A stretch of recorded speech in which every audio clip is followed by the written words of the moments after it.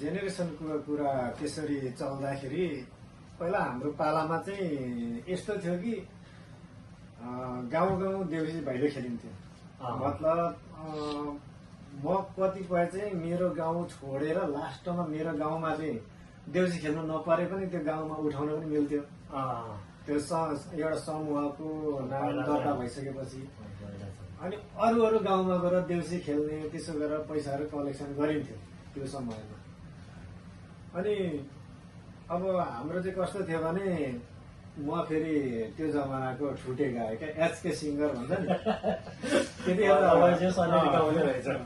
त्यतिखेर चाहिँ आफूले आफूलाई नाम उपनाम दिएको एचके सिङ्गर हो। एचके सिङ्गर है हावाकट सिङ्गर भन्दै हिँडिन्थ्यो है। अनि अब त्यतिखेर चाहिँ दारू पानीको भरमा, मतलब घाँटी सुक्दै सुक्दै गएपछि चाहिँ त्यो मकैको त्यो दाना खायो भने स्वर आउँछ भन्ने नआउने, अनि अदुवा खायो स्वर आउँछ भने नआउने, स्वर भाँसिएर होइन 3-4 दिन देउसी खेल्दाखेरि लास्टमा अनि रक्सी खायो, एउटा गीत गाइसक्दा घाँटी बसिहाल्यो, फेरि 2 गिलास रक्सी खायो, त्यो खाएकै दिन भयो। रक्सीले त्यस्तो हुँदो रहेछ। रक्सीले त्यस्तो गराउँदो रहेछ। त्यस पछाडि भरे आफू चाहिँ अब झ्याप भइसकेपछि चाहिँ होइन कस्तो गाइयो त्यो थाहा छैन। गीत चाहिँ गाउन चाहिँ गाइयो, तर जे होस् गीत गाउनकै लागि भए पनि दायाँ बायाँ समातेर दाजुभाइहरूले चाहिँ लान्थ्यो लान चाहिँ। त्यो बिहोसीमै त्यसरी पनि गरियो भनेपछि एउटा कुरा सोध्न मन लाग्यो त्यसरी।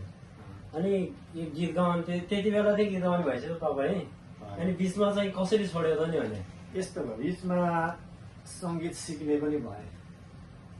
अनि भोकल क्लास भन्दै सारेगामा पदनिसा भन्दै दिनरात गरे हिँड्न नि हिँडियो।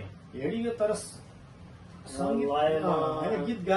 गीतहरू गाउने भने म चाहिँ सङ्गीत क्लास चाहिँ कोर्स बेसिक भए पनि लिनु भन्छु क्या मान्छे जो पहिला।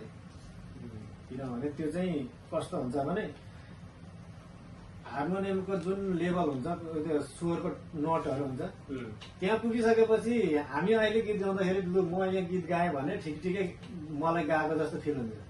तर ओरिजिनल्ली टोनमा जानु बस्नु थालेर बिचमा पुगेपछि के हुन्छ, नउँभोको नउँधोको क्या, गाउँदा पनि मिल्दैन। जस्तो नलेज नहुँदाखेरि चाहिँ भयङ्कर जानिएको छु जस्तो लाग्यो। त्यसपछि नलेज भइसकेपछि आफू त के अब जस्तै हामीलाई अहिले हामी आफूलाई नै त्यस्तो फिल हरेक कुरा फिल हुन्छ नि त। त्यो तपाईँलाई चाहिँ त्यस्तो भएर नोट बस्छ। त्यतिखेर चाहिँ मैले नछोडेको भए अलिक हुन्थ्यो कि, तर छोडेर त्यहाँदेखि साथीभाइहरूसँग यसो रमाइलोतिर मात्रै अब दारू पानी खाने हिँड्ने त्यस्तो पनि गरियो एक समयमा। त्यो पनि एउटा जिन्दगीको सिकाइ भयो जीवनमा। अनि धेरै कुरा चाहिँ हाम्रो अलिकति गलत बुझाइ पनि हुन्छ होइन। अब यो रक्सी खाएर जाँडसी खाएपछि होइन त्यो संसार अलग हो क्या। होइन त्यो म रक्सीको विषयमा चाहिँ म नि त्यो भयङ्कर रक्सी खाने त धेरैलाई कमैले मात्र थाहा छ।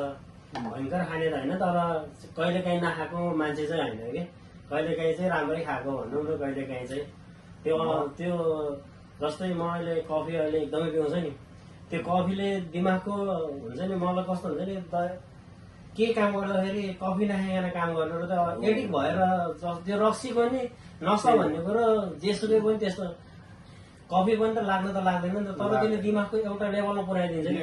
रक्सीहरूको नि मलाई अनुभव अलिअलि छ, तर त्यसले नि दिमागको एउटा लेभल, तर यो रक्सी चाहिँ राम्रो चाहिँ भन्न मिल्दैन, तर त्यसले दिमागको एउटा लेभलमा चाहिँ पुऱ्याउँछ कि। म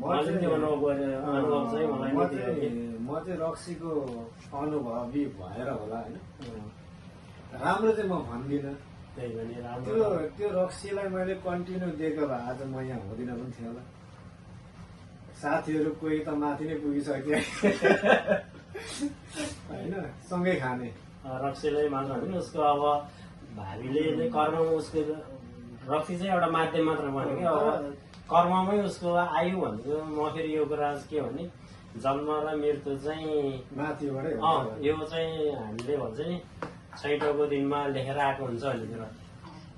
अनि त्यो हो, त्यो चाहिँ मलाई पनि लाग्थ्यो, तर पनि अनि त्यस्तो माथिबाटै लेखेको छ भन्दैमा जबरजस्ती केयरले त गर्नु हुँदैन जस्तो लागेर लाइनमा अँ। आएको जस्तो भएको मात्रै हो।